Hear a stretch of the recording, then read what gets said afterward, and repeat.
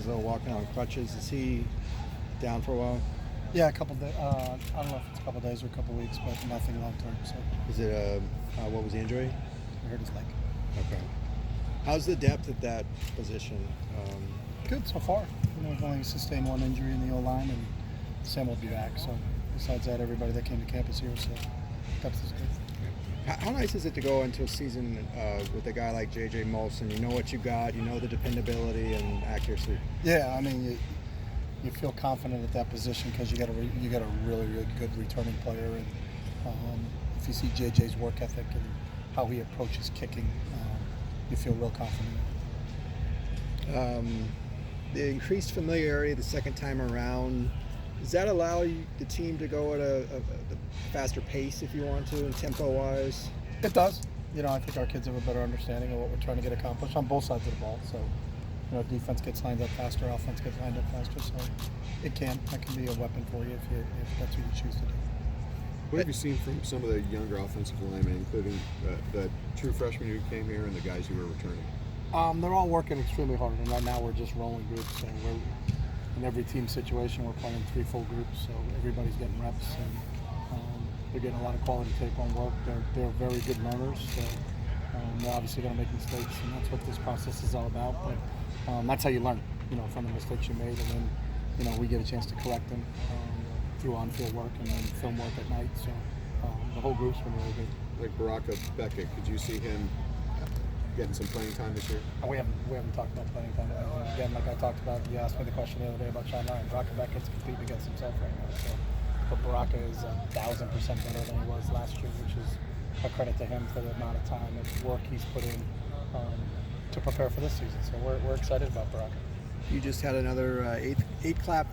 What's been your assessment of that success and the impact it's had with recruiting? I think it's been really good because you guys keep talking about it, so it's working. When do you start preparing for Cincinnati? Probably about 10 days out. I mean, we have as a staff and have broken down every game from last year, probably the same as Cincinnati has. So, we've had discussions as a staff about game planning and things like that. But we start to get closer to, right now it's just we're going against our defense is going against us. But we'll start in earnest probably 8 to 10 days out. How important is last year's tape? It's always important when you have a game where they've played you and you've played them. The unknowns. Sometimes when you're playing an opponent for the first time, you're not sure. But still, they're going to have some new players, and I'm sure they'll have some tweaks in their schemes, depending on who the new players that they brought in are. So it's helpful though when you play a team, just like if we play Arizona again. We'll look at our game against Arizona last year because Kevin Sumlin's still there. So it's the same concept when you're playing a team that you played the year before. Any update on the yellow jersey guys out here? Any update on Josh Kelly? Well, if they're in a yellow jersey, then they're not full go. So that's the update. So if you look around and see who's in yellow, then they're not full go right now. Do you feel like Josh Kelly is progressing toward not being in a yellow jersey?